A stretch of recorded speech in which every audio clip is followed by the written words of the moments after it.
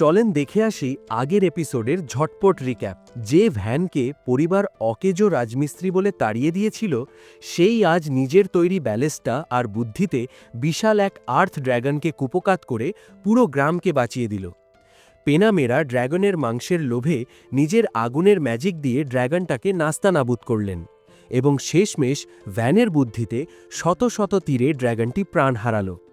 যুদ্ধের পর পেনামেরা সবার সামনে ভ্যানকে আসল হিরো ঘোষণা করেন এবং তাকে নিজের বন্ধু মতো আগলে রাখার শপথ নিয়ে বন্ধুত্বের হাত বাড়িয়ে দেন। অপমানিত হওয়া সেই রাজপুত্র আজ সবার চোখে এক অপরাজেয় ত্রাতা। ব্যাস, এবার শুরু করা যাক আজকের নতুন এপিসোড। পরদিন সকালে ভ্যান একটু স্বস্তির নিঃশ্বাস ফেলল। যাক বাবা, ড্রাগনটার সাথে লড়াইয়ে অন্তত কেউ মারা যায়নি।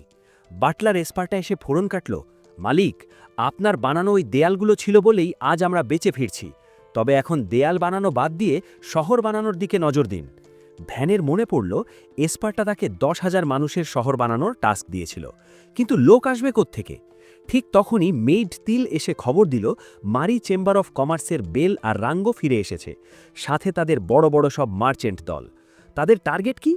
ওই মরা ড্রাগনের মালপত্র কেনা। ভ্যান মনে মনে হিসাব করছে ড্রাগনটা কত টাকায় বিক্রি হবে। রাঙ্গো পরীক্ষা করে বলল, বস, ড্রাগনের দাঁত, নোক আর চোখের যা কন্ডিশন, কমপক্ষে 100 প্ল্যাটিনাম তো হবেই। এখন শুনুন আসল খেলা। 1 প্ল্যাটিনাম মানে হলো 10 কোটি ইয়েন। তার মানে 100 প্ল্যাটিনাম মানে কি? 1000 কোটি টাকা। ভ্যান তো খুশিতে বাকরুদ্ধ। সে ভাবল, ইয়েস, লটারি লেগে গেছে, আমি তো এখন কোটিপতি। কিন্তু দাঁড়ান, টুইস্ট তো এখনও বাকি।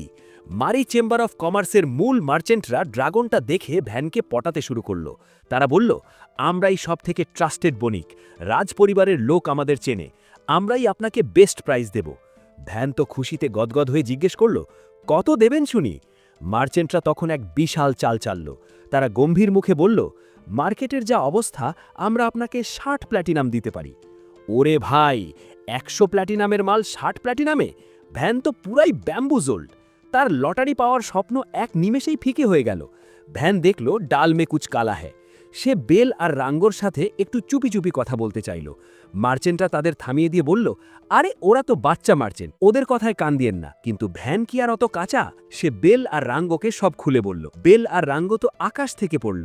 এত ভালো কোয়ালিটির জিনিসের দাম মাত্র 60 প্ল্যাটিনাম। মার্চেন্টরা তখন চুপি চুপি বেল আর রাঙ্গোকে ধমক দিয়ে বলল, আরে আমরা সবাই একই দলের, চুপ থাক। এই অজপাড়া গায়ে 1 বছরে আর কোনো মার্চেন্ট আসবে না।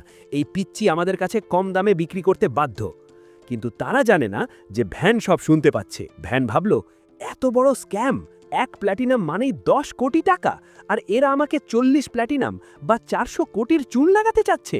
কিন্তু আমাদের হিরো বেন আর রাঙ্গো একদম সৎ। তারা বলল, না, আমরা ব্যবসা করি ফেয়ারলি।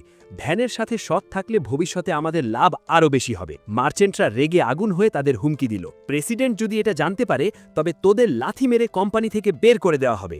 মার্চেন্টদের ধমক খেয়ে বেল আর রাঙ্গো যখন হতাশ, তখন ভ্যান বোমা ফাটালো। সে বলল, ভাই, তোমরা নিজেরাই একখানা নতুন ট্রেডিং কোম্পানি খুলে ফেলো না? এই কথা শুনে দুই ভাইয়ের চোখ তো চড়ক গাছ। রাঙ্গো তো হেসেই দিল, বলল, বস, আপনি তো বলছেন যেন ডাল ভাত, কোম্পানি খোলা কি এতই সহজ? বেল তখন ভ্যানকে 3টে কঠিন শর্তের কথা শোনালো। 1 নম্বর, মার্চেন্ট গিল্ডের রেজিস্ট্রেশনের মোটা অঙ্কের ফি।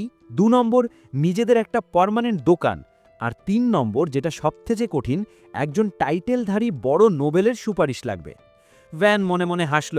সে জানত টাকা আর দোকান তো কোনো ব্যাপারই না, কিন্তু ওই বড় নোবেল পাবো কই? একমাত্র ভরসা হলো সেই দুর্ধর্ষ পানামেরা। ভ্যান দৌড়ে পানামেরার কাছে গিয়ে সব খুলে বলল।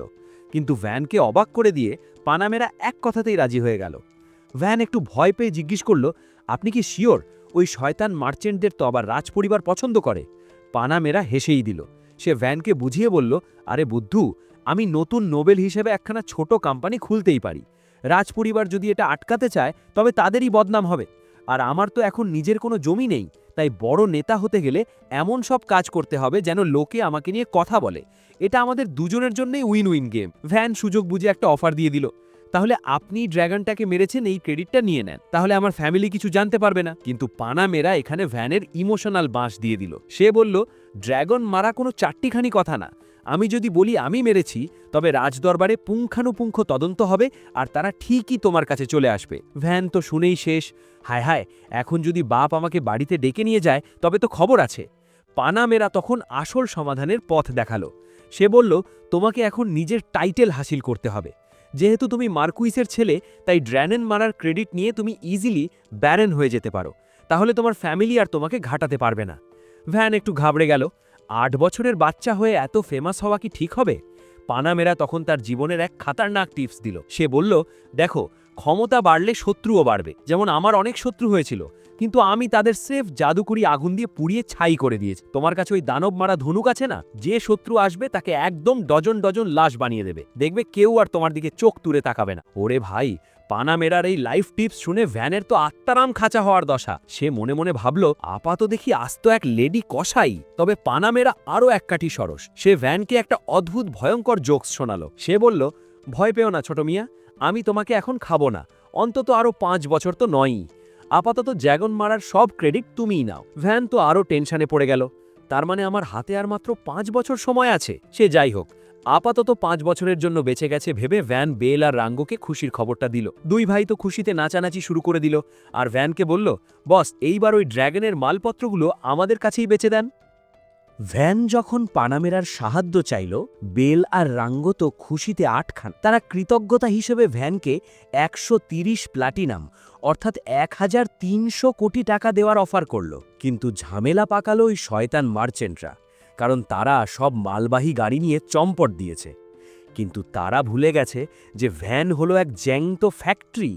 ভ্যান বলল, গাড়ি নাই তো কি হয়েছে, আমি এখনই নতুন গাড়ি বানিয়ে দিচ্ছি। পানামেরা আরও এক ধাপ এগিয়ে তার নিজের দুর্ধর্ষ ওয়ার হর্স বা যুদ্ধ ঘোড়াগুলো দিয়ে দিল। এই ঘোড়াগুলোর স্পিড আর পাওয়ার সাধারণ ঘোড়ার চেয়ে কয়েক গুণ বেশি। ব্যাস, চোখের পলকে নতুন গাড়িতে চড়ে তারা রওনা দিল। পথে ওই শয়তান মার্চেন্টদের এমনভাবে ওভারটেক করল যে তারা হাঁ করে তাকিয়ে রইল। তারা বুঝে গেল, ভাই, কেল্লা ফতে। পানামেরা সাথে থাকা মানে এরা এখন নিজেদের আলাদা কোম্পানি খুলবেই। এরপর সিন শিফট হলো রাজধানীর স্কুডেরিয়া কিংডমে। পানামেরা সরাসরি কিং ডিনো এনসোরার সামনে গিয়ে দাঁড়ালো। রাজা ভাবল, পানামেরা বুঝি নিজের পদমর্যাদা বাড়াতে আসছে। কিন্তু পানামেরা বোমা ফাটালো। সে জানালো সে একজন খুদে লর্ডের জন্য সুপারিশ করতে এসেছে। রাজা তো অবাক। এক অজপাড়া গায়ের লর্ডের জন্যে পানামেরা সুপারিশ করছে? পানামেরা রাজাকে বলল, মহারাজ, এই ছেলেটা যা করেছে আর যা করার ক্ষমতা রাখে তা জানলে আপনিও অবাক হবেন। রাজা যখন জানতে চাইলেন সে এমন কি করেছে, পানামেরা সিনা টান করে বলল, সে একা হাতে এক দুর্ধর্ষ ফরেস্ট ড্র্যাগনকে খতম করেছে। শুনেই তো পুরো রাজদরবারে পিনপতন নীরবতা। ড্র্যাগন মারা মানে কি চারটিখানি কথা? রাজা জিজ্ঞেস করলেন, সে কি কোনো শক্তিশালী এলিমেন্টাল মেজ? পানামেরা মুচকি হেসে বলল, না মহারাজ, তার আছে প্রোডাকশন ম্যাজিক, আর তার বয়স মাত্র 8 বছর। সে হলো মার্কুইস ফারদিওর সেই নির্বাসিত ছেলে ভ্যান ফারদিও। এরপর পানামেরা ভ্যানের বীরত্ব গাথা শোনালো, কিভাবে সে ডাকাতদের হাত থেকে গ্রাম বাঁচালো, কিভাবে জাদুকরি দেওয়াল আর পরীক্ষা দিয়ে গ্রামকে দুর্গে পরিণত করল, আর কিভাবে এক ফোঁটা রক্ত না ঝরিয়ে ড্র্যাগন শিকার করল। প্রমাণ হিসেবে পানামেরা ড্র্যাগনের সেই বিশাল দাঁতটা বের করতেই সবার চোখ কপালে। রাজা তো মুগ্ধ। সে বলল, এত কাজের ছেলে তো আমার রাজ্যের সম্পদ, আমি এখনই তার সাথে দেখা করতে চাই। দরবার থেকে বেরিয়েই পানামেরা ঘোষণা করে দিল, সবাই শুনে রাখো, ড্র্যাগন শিকারী ভ্যান ফারদিওকে তার বীরত্বের পুরস্কার হিসাবে ব্যারান উপাধি দেওয়া হয়েছে। এদিকে আমাদের ভ্যান তো এসবের কিছুই জানে না। সে তখন মনের সুখে তার গ্রামের একঘেয়ে ঘরগুলো ভেঙে সব ফ্যান্সি আর আধুনিক ডিজাইনের বাড়ি বানাচ্ছে। ভ্যান এবার গ্রামে দুটো বিশাল টাওয়ার বানিয়ে ফেলল। একটার নাম দিল অলিগো টাওয়ার আর অন্যটা গ্রেপ টাওয়ার। এই টাওয়ারগুলো শুধু শো অফ করার জন্য নয়, এগুলো দিয়ে দূর থেকে শত্রুদের ওপর নজর রাখা যাবে। অর্থাৎ গ্রামের ডিফেন্স এখন নেক্সট লেভেলে। গ্রামবাসীরা এখন শান্তিতে ঘুমাতে পারবে দেখে ভ্যানও বেশ খুশি। ঠিক তখনই তীর লক্ষ্য করল ভ্যানের পেটে ইঁদুর দৌড়াচ্ছে, তাই সে দুপুরে লাঞ্চ রেডি করল। ভ্যান আইডিয়া দিল, চল টাওয়ারের একদম ওপরে বসে পিকনিক করি। টাওয়ারের চূড়ায় বসে পুরো গ্রামের ভিউ দেখতে দেখতে সবাই লাঞ্চ ছাড়ল। অ্যাসপারটা হুট করে বলে বসল, মালিক, আমাদের এখন অনেক সুযোগ সুবিধা হয়েছে, এবার কি এই গ্রামকে অফিসিয়ালি কোনো শহর বা টাউন বলে ডাকা যায়? ভ্যান একটু ভয়ই পেল। সে জানতো এরা নিশ্চয়ই কোনো আজব নাম দেবে, যেমন ভ্যান টাউন। সবাই নামটা শুনে হাততালি দিলেও ভ্যান কোনো মতে টপিকটা চেঞ্জ করে দিল। খাওয়ার শেষে তিল সবাইকে চমকে দিয়ে ঘরোয়াভাবে বানানো কেক নিয়ে এলো। বেল আর রাঙ্গোর দোকানে এখন সব উপকরণ পাওয়া যাচ্ছে, তাই তিল এখন কেক বানাতে ওস্তাদ। ভ্যান ভাবল, যাক বাবা, গ্রামটা অন্তত লাক্সারিয়াস হচ্ছে। তিল বাদে সবাই কেক এনজয় করলো, কারণ তিল প্রতিদিন কেক খেয়ে একটু মোটু হয়ে গেছে। এমন সময় কামসেন দেখল গ্রামের বাইরে কিছু লোক ভিড় করছে, যারা সৈনিক বা অ্যাডভেঞ্চারার মনে হচ্ছে না। ভ্যান কাছে গিয়ে দেখল একদল মানুষ একদম করুণ অবস্থায় দাঁড়িয়ে আছে। তারা জিজ্ঞেস করল, এটা কি সীতা ভিলেজ? অ্যাসপারকে তখন ভাঙল আসল রহস্য। ভ্যান আসার আগে এই জায়গার নাম নাকি আসলে ছিল সিয়েটো। ভ্যান তো অবাক, ভাই এই গ্রামের একটা নাম ছিল আর তোমরা আমাকে এতদিন বললেনি? এর মধ্যেই এক বৃদ্ধ লোক এগিয়ে এসে বলল, বিশ্বাসই হচ্ছে না এই গ্রামটা এত বদলে গেছে। সে জানাল তারা পাশের ফার্ডিন্যান্ড কাউন্টির এক গ্রাম থেকে পালিয়ে আসছে। সেখানে ট্যাক্সের যন্ত্রণায় তাদের প্রাণ যায়, আর জোয়ান ছেলেদের ধরে ধরে নিয়ে যাওয়া হচ্ছে যুদ্ধের জন্য। ভ্যান পড়ল মহাবিপদে। অন্য এলাকার মানুষকে আশ্রয় দেওয়া মানেই পলিটিক্যাল ঝামেলা। কিন্তু তাদের অবস্থা দেখে ভ্যান আর না করতে পারল না। সে অফার দিল, আপনারা সবাই এখানে চলে আসুন, টাকা লাগবে না, ট্যাক্সও দেওয়া লাগবে না কিছুদিন, আমি আপনাদের জন্য ঘর আর খাবারের ব্যবস্থা করে দিচ্ছি। বৃদ্ধ লোকটা তো খুশিতে আকাশ থেকে পড়ল, এটা কি স্বর্গ নাকি? সে জানাল তারা মাত্র 10 জন আসলেও পুরো গ্রামে 300 জন মানুষ আছে। ভ্যান যখন বলল প্রত্যেক ফ্যামিলিকে আলাদা ঘর দেবে, তারা যেন স্বপ্ন দেখছে। ভ্যান সাথে সাথে কিছু অ্যাডভেঞ্চারার আর গাড়ি পাঠাতে চাইল তাদের মালপত্র আনার জন্য, কিন্তু বৃদ্ধ জানাল গাড়ি লাগবে না, তাদের কাছে গরু আছে। গরু শুনেই ভ্যানের চোখ চকচক করে উঠল। বলেন কি, আপনাদের কাছে ডেইরি গরু আছে? বৃদ্ধ জানাল তাদের গ্রামে 10টা স্বাস্থ্যবান গরু আছে। ভ্যান মনে মনে হিসাব কষে ফেলল, দুধ থেকে পনির, মাখন, ব্যাস, গ্রামের নতুন বিজনেস আইডিয়া রেডি। সাথে সাথে অর্থ আর জারার দল ওই 300 মানুষকে এসকর্ট করে আনতে রওনা দিল। তারা অবাক হয়ে ভাবছে, ভ্যান এত বড় দিলের মানুষ কি করে হয়?